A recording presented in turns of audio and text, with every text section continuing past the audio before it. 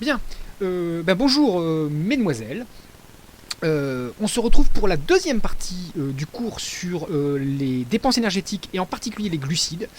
Et pour cette deuxième partie de cours, on va se consacrer en particulier aux glucides alimentaires. Alors la première partie qui était consacrée à la valeur énergétique des aliments et à la dépense énergétique n'a pas dû poser de problème, puisque a priori, j'ai pas eu de retour ni de questions particulières sur ce cours et vous avez eu la vidéo pour pouvoir corriger. Donc on va s'intéresser tout de suite à la deuxième partie du cours, comme promis, qui est consacrée au sucre, aux glucides. Et cette deuxième partie de cours, elle commençait par un document qui vous était proposé et qui présentait les différents sucres que l'on trouve dans notre alimentation. Il en manquait un, je le dis tout de suite, il manquait le maltose qui n'était pas indiqué dans les différentes descriptions. Alors qu'est-ce qu'il fallait repérer dans ce document? Il y avait plusieurs choses à repérer. On vous indiquait pour chacun de ces types de sucres, je vous rappelle, il y avait le saccharose, le galactose, la cellulose qu'on trouve dans les végétaux, ce sont les fibres alimentaires, le glucose, le plus connu, l'amidon, le fructose, le lactose, du lait et des produits laitiers, et le glycogène. Alors, la première chose qu'il fallait remarquer, c'est qu'on avait des indications. Souvent, on nous indiquait si c'était des sucres simples. Par exemple, ici, le galactose, on nous disait que c'était un sucre simple. Donc, on avait une idée un peu de sa structure. On pouvait avoir des sucres doubles. On voyait ça dans le saccharose. On nous disait c'est un sucre double, il doit être digéré pour libérer le glucose. On avait également des indications sur des sucres qu'on appelle des sucres complexes. Alors, on avait déjà vu en cours que ce que l'on appelle les sucres complexes, c'est ce qu'on appelle les sucres lents. En lisant bien, je ne vais pas le faire ici, parce que vous l'avez sous les yeux, mais en lisant bien ces documents, vous pouviez réaliser une classification de ces sucres dans le tableau qui vous était proposé. Alors, comment on pouvait classer ces sucres? Première chose, il y avait deux grandes familles de sucres. On trouvait ce que l'on appelle des sucres rapides, parmi lesquels on pouvait faire la différence entre ce qu'on appelle les sucres simples. Alors, en langage scientifique, ce n'était pas indiqué, mais on parle d'ose. Le terme qui est utilisé pour parler des sucres simples, des glucides simples, c'est ce qu'on appelle des oses. Et vous aviez trois exemples d'oses dans le cours, dans le tableau.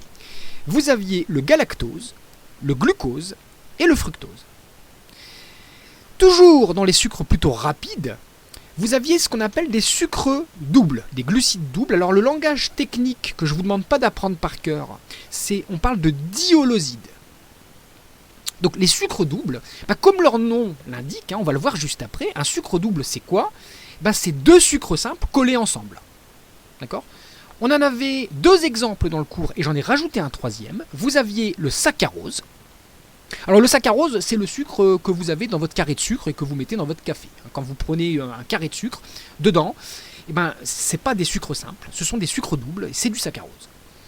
Vous aviez le lactose que l'on trouve dans le lait, y compris dans le lait maternel. Et puis vous aviez le maltose qui n'était pas indiqué dans le tableau, mais que je vous donne. Le maltose, c'est aussi un sucre double que vous devez connaître. Puis ensuite, vous aviez une grande famille qu'on appelle les sucres lents. Et dans ces sucres lents, vous aviez les glucides complexes. Tous les sucres lents sont des glucides complexes. C'est-à-dire que ce sont des sucres beaucoup plus compliqués, avec des chaînes beaucoup plus importantes. Et vous aviez trois exemples de sucres lents dans ce cours. Vous aviez la cellulose, l'amidon. Alors l'amidon, c'est ce que l'on trouve dans les produits végétaux, dans l'essentiel des végétaux, la pomme de terre, dans les féculents. Mais on trouve aussi des sucres lents chez les animaux. C'est pas de l'amidon chez les animaux, c'est du glycogène. On en a dans le muscle, dans le foie, évidemment, dans les reins. Et c'est notre réserve d'énergie à nous. Chez les plantes, c'est l'amidon. Chez les animaux, c'est le glycogène. Donc si un jour quelqu'un vous demande est-ce qu'on mange des sucres lents quand on mange de la viande, vous pourrez répondre que oui, tout à fait, on mange des sucres lents quand on mange de la viande, puisqu'on a dans la viande du glycogène. Alors, c'est quoi la différence entre ces différentes molécules? Alors juste pour vous expliquer, ça vous ne l'avez pas dans le cours, mais c'est important de le préciser. Les sucres simples, comme leur nom l'indique, ce sont des molécules toutes simples. C'est-à-dire qu'il n'y a pas besoin de les découper.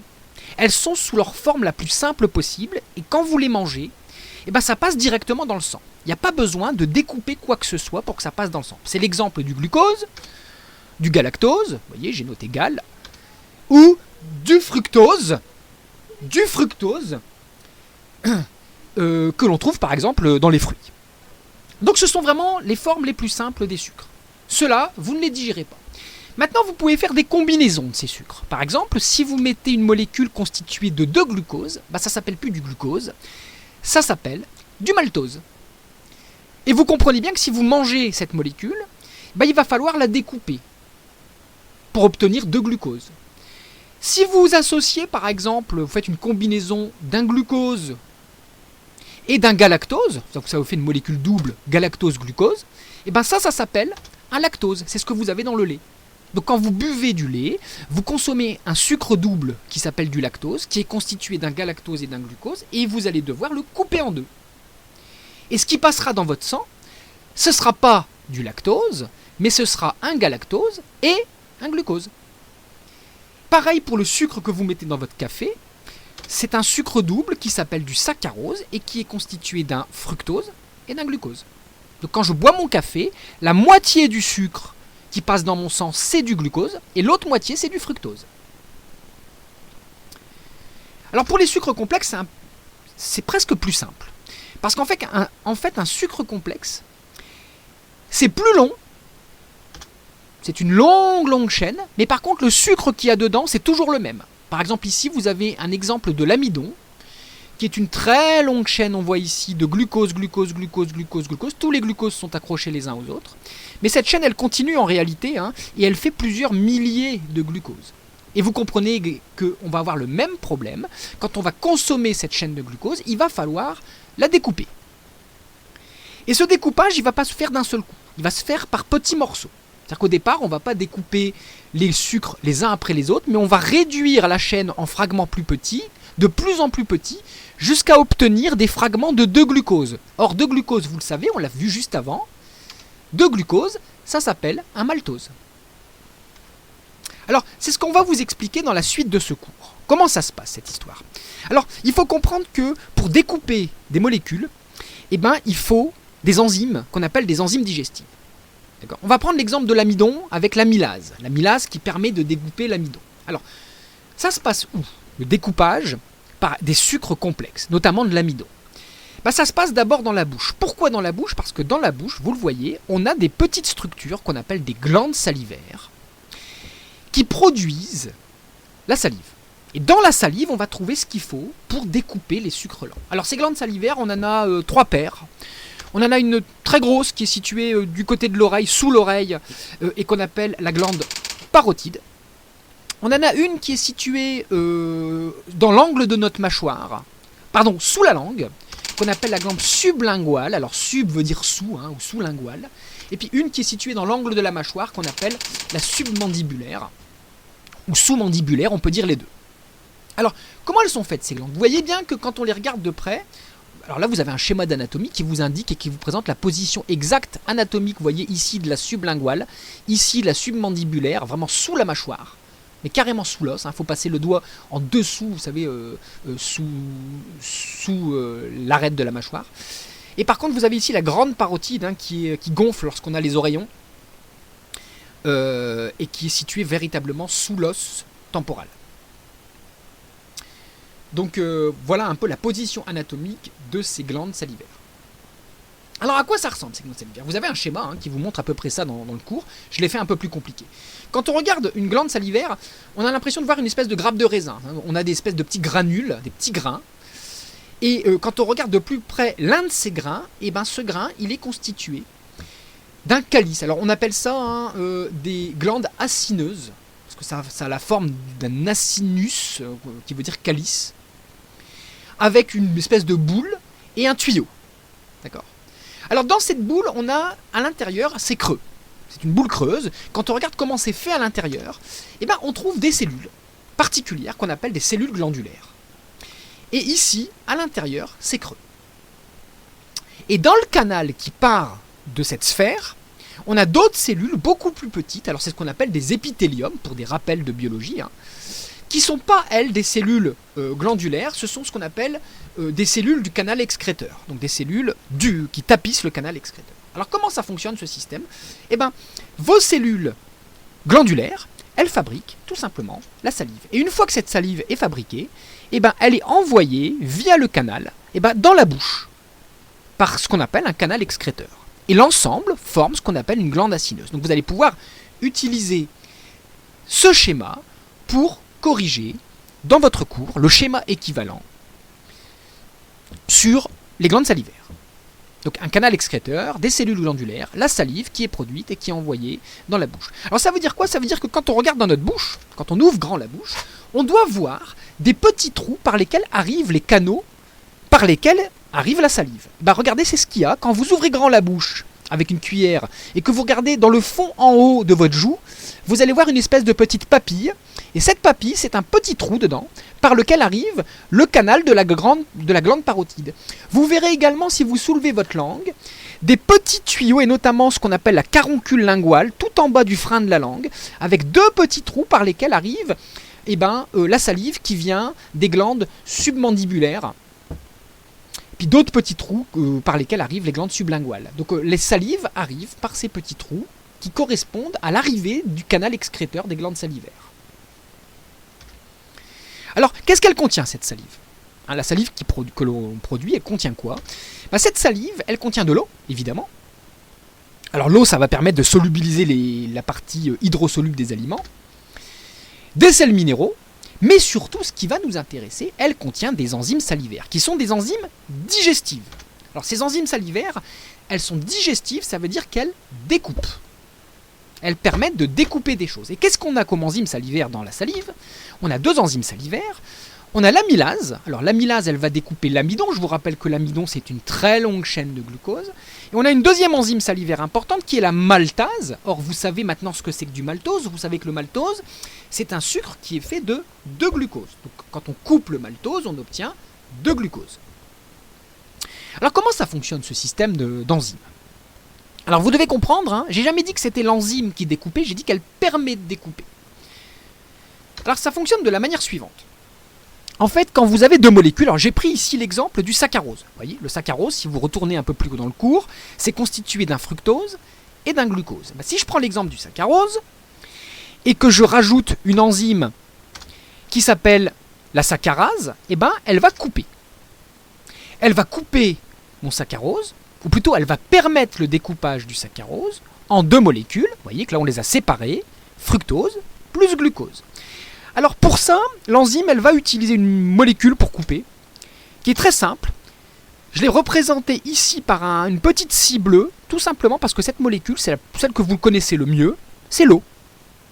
C'est pour ça qu'on parle d'hydrolyse. Les enzymes utilisent l'eau pour couper. Donc la saccharase, qui est une enzyme que d'ailleurs mon corps fabrique, notamment mon pancréas, utilise une molécule d'eau pour couper, ici, le saccharose. Alors je vous ai mis un schéma qui l'explique très bien. Et ce schéma, regardez-le bien, parce qu'il donne l'exact fonctionnement d'une saccharase. On retrouve ici la saccharase en vert, qui est l'enzyme.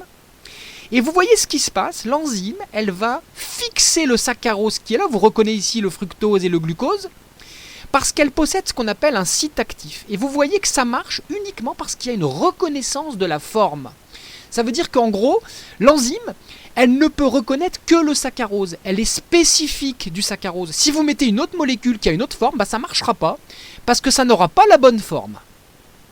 Et puis regardez ce que l'on voit ici. La molécule d'eau vient, elle coupe ici entre le saccharose, dans le saccharose, entre le glucose et le fructose.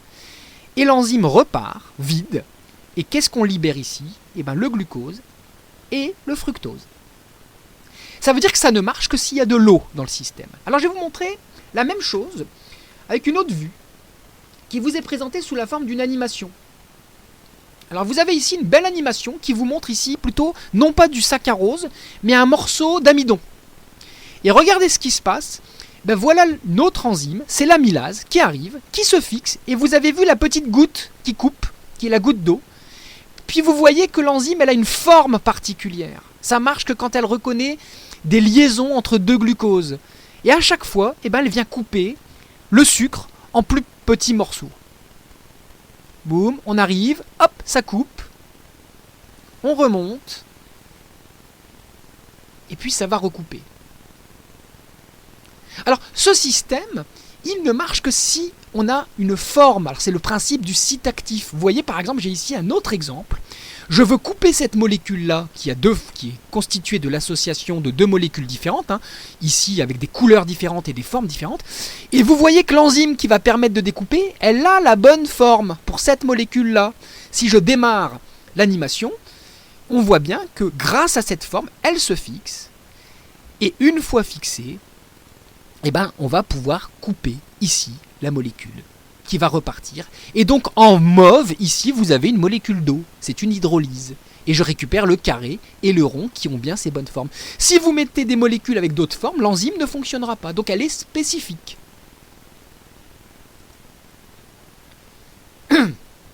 Bien.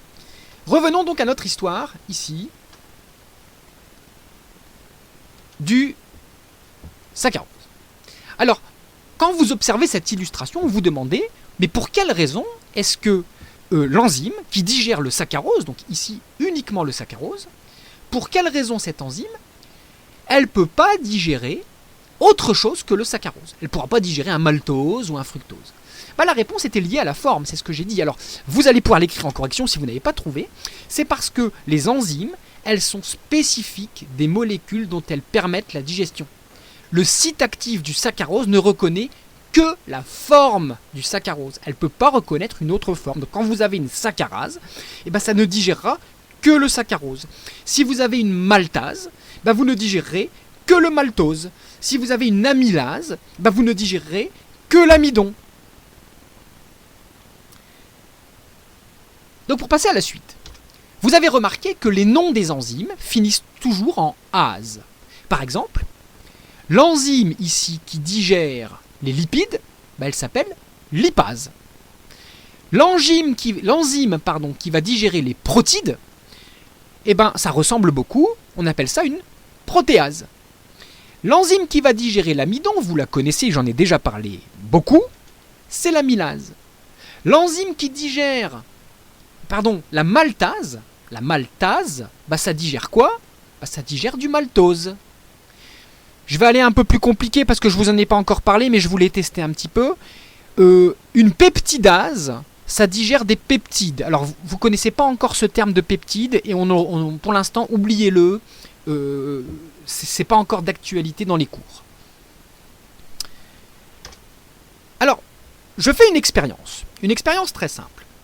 Je prends 2 tubes à essai, plutôt un tube à essai. Dans ce tube à essai, je mets du pain. D'accord ? Et puis je rajoute dans ce tube à essai de la salive. Et qu'est-ce que je vais constater quand je rajoute de la salive? Ici, ben je remarque que mon morceau de pain, il va être complètement digéré. Or, vous savez dès le départ que dans le pain, il y a de l'amidon. Donc si l'amidon du pain est digéré par ma salive, ça signifie que dans ma salive, il y a de quoi digérer l'amidon du pain. Conclusion de cette expérience, ben, il y a de l'amylase dans la salive. Donc l'amidon du pain a été digéré, donc dans la salive, on a de l'amylase. Donc j'en conclus que dans ma salive, il y a de l'amylase salivaire. Donc c'était la conclusion qu'il fallait faire à cette expérience. D'accord ? Si j'ai digéré le pain avec la salive et que je sais que dans du pain il y a de l'amidon, donc dans la salive il y a de l'amylase. Alors comment ça se passe cette digestion de l'amidon ? Quand vous avez une molécule d'amidon, alors j'ai mis un morceau d'amidon au départ.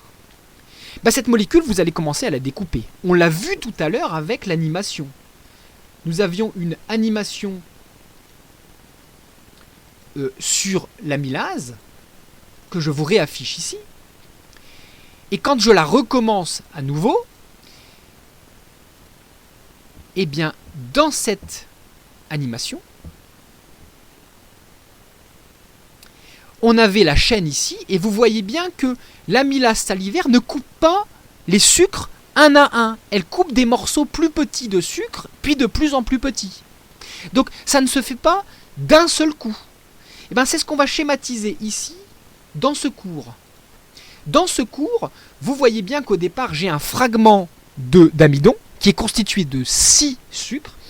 Et dans un premier temps, l'amylase salivaire, elle va fabriquer des morceaux de 2 glucoses. Et ça, c'est catalysé par l'amylase salivaire. C'était écrit dans votre cours. Ces fragments de 2 glucoses que vous obtenez, vous les connaissez. Des fragments de 2 glucoses, on en a parlé tout à l'heure. Ça s'appelle des maltoses. Donc je vais obtenir 3 maltoses.